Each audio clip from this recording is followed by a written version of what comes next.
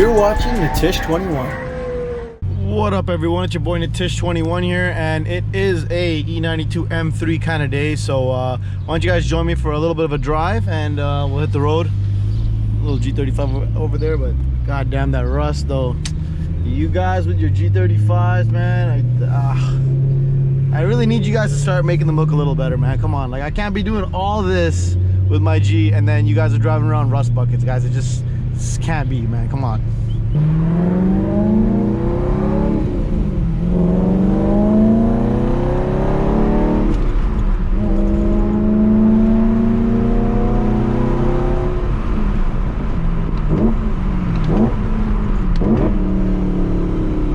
Now, would it even be a V8 video without a little gas station fill-up action? I doubt it.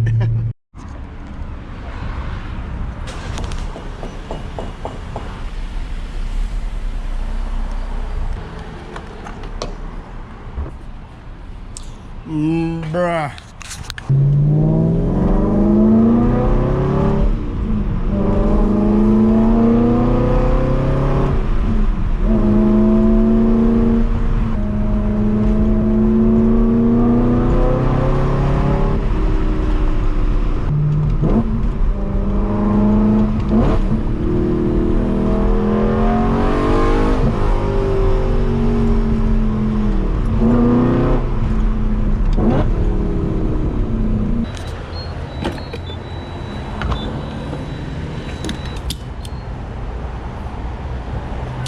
Oh, fill the fuel, man. Come on.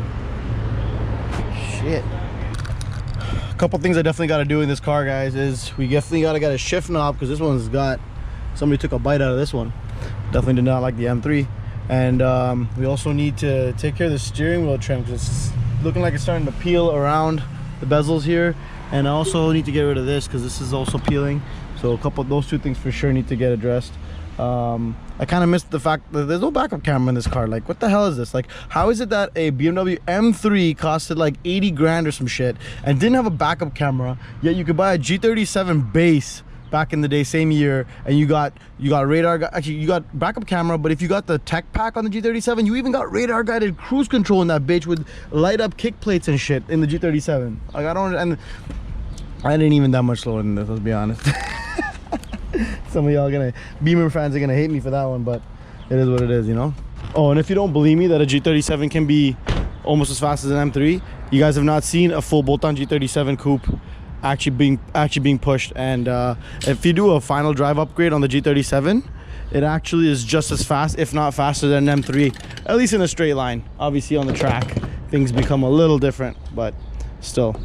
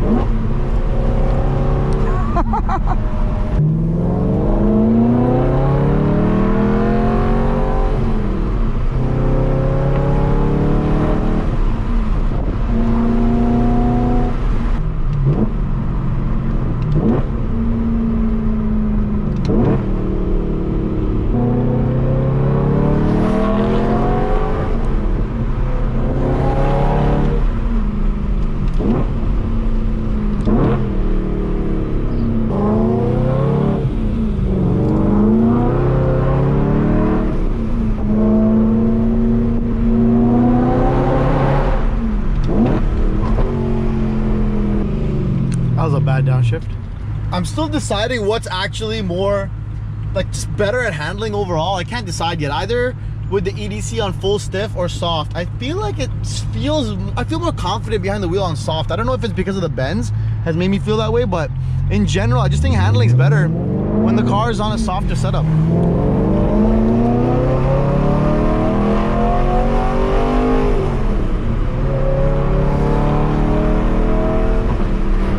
I love that I'm not even flooring it, but this car still, even though they say it doesn't have enough torque, it actually does have like like a response to the throttle. Maybe it doesn't pull the car all the way, but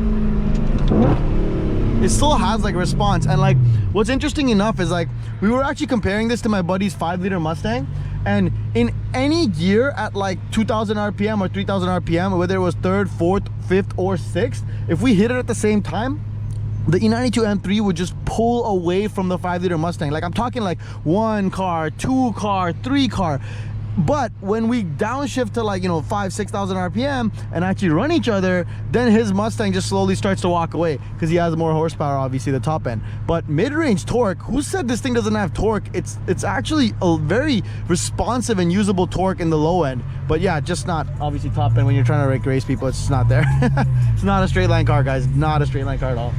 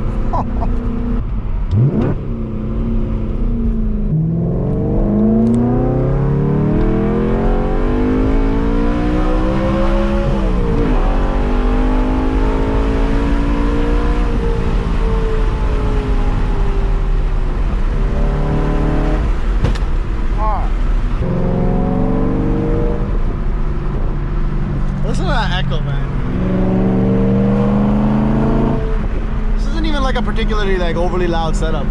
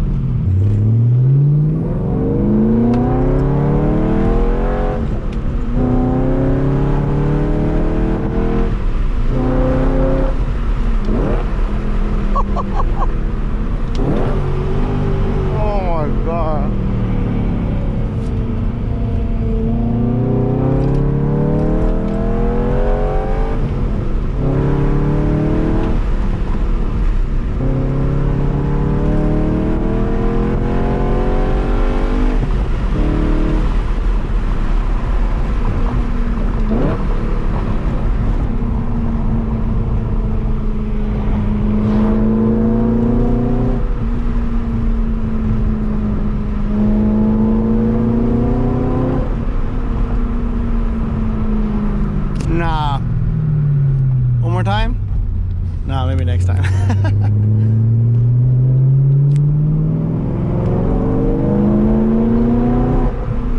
Oh my God. So I think having the suspension on a full stiff setting is probably the perfect scenario for a track where the track is perfectly smooth.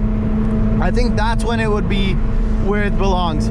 But like here on the street with like all these imperfections, all these stupid little imperfections in the road, I don't think having a super stiff setup is doing anybody any favors at all.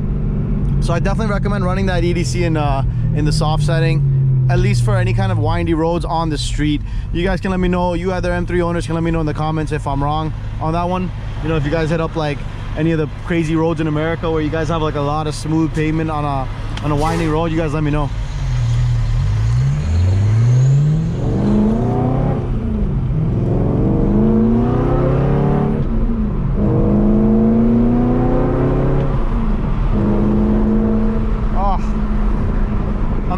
Guys, I love the C63, but this thing is just a goddamn symphony at any RPM.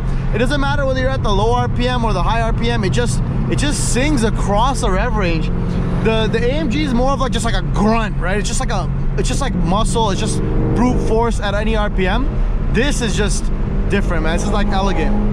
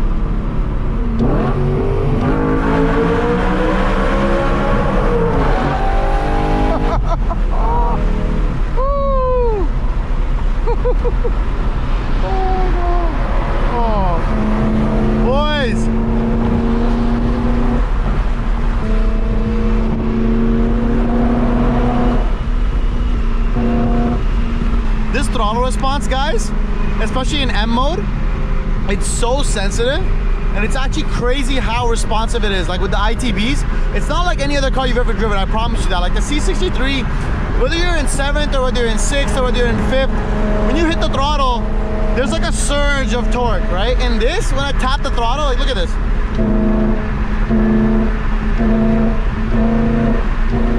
It just like gives you that like edge that it like wants to go. I know it doesn't have the torque to actually pull the car, but that just gives you a sign of what the response is actually like on this. And I can only imagine like look, this still has primary cats, which is the biggest restriction on this car. You can gain like 30 to 40 horsepower just from getting rid of those primary cats and doing a tune, right? So like you can make this car really lively. This is bone stock, guys. There's literally nothing done to this car except like a secondary cat delete, if you can even call that a mod, really. Just imagine this thing with like a ESS or VF Engineering supercharger kit to it. This thing would sing and be so responsive all over the cross our RPM band.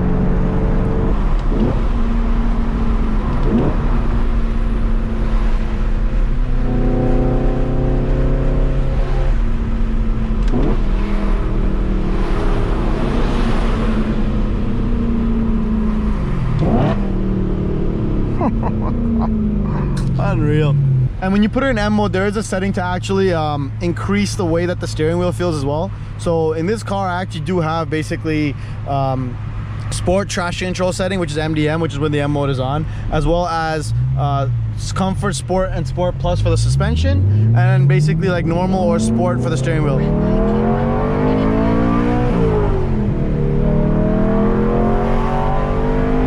And this isn't really flooring it, guys. This is just like 20% of the throttle.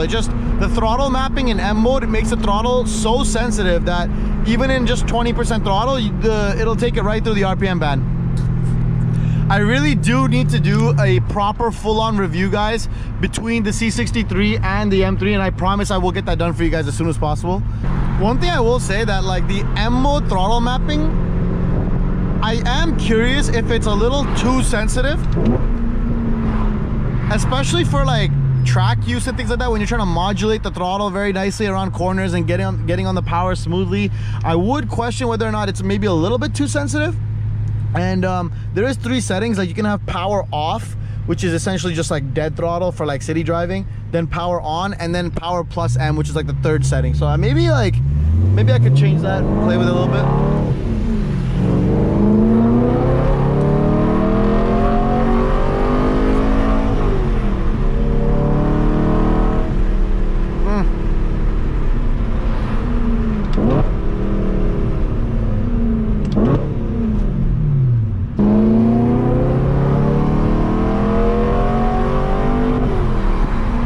That's really just 10-11% of the throttle. That's it. You just hold it there in 2nd gear and it'll just sit there and climb through the entire RPM band with only 10 to 20% of throttle. It's crazy. I think that's BMW's scam to make the car feel faster.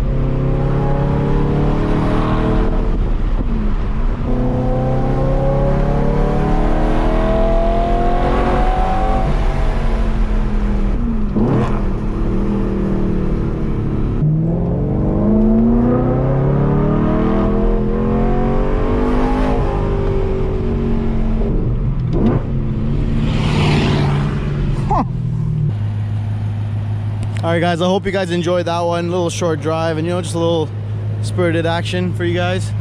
I know the car is not as clean as it should be today. It's a little bit on the dirtier side. It's been sitting, been driving the AMG a little bit more. But definitely every time I get in this car, it's an absolute blast to drive.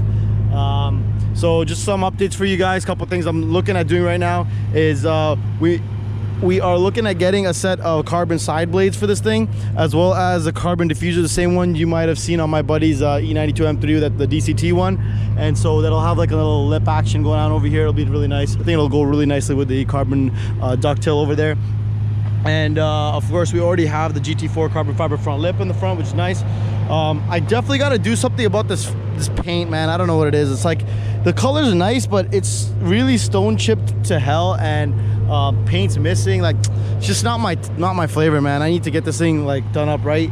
So we're gonna figure out something for this car very soon. It's kind of tricky, you guys know, like, you know, modding 3 cars at the same time or running them with the G and the G messing up on you, and then like the AMG, and then like hopefully at least the AMG stays running nice. I don't have to worry about it too much, but I need this thing to also be, you know, somewhat of a good daily that I can enjoy in the summer whenever I want, like a nice manual car to mess around with. So as you guys know, we did the competition wheels on the front and back.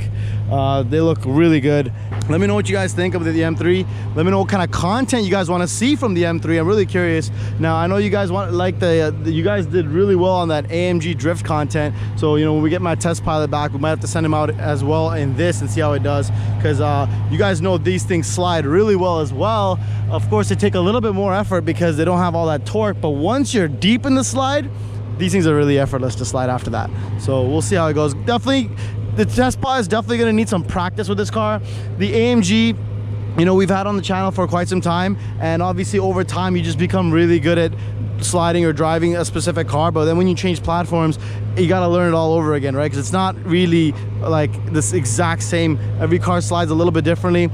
For example, the AMG has a lot of torque. When you turn it in, and the back end just wants to come out instantly. This car, it feels like even though you turn it in and you get on the power, it feels like the slide doesn't want to start immediately when you get on the power. Sometimes it wants to slide like a little later. So it's just the way that gets the torque comes in, or the power band. So but don't worry, rest assured, we're definitely gonna get you guys some content in this car. Worry not. All right, guys, thanks for watching, and I'll see you guys in the next one.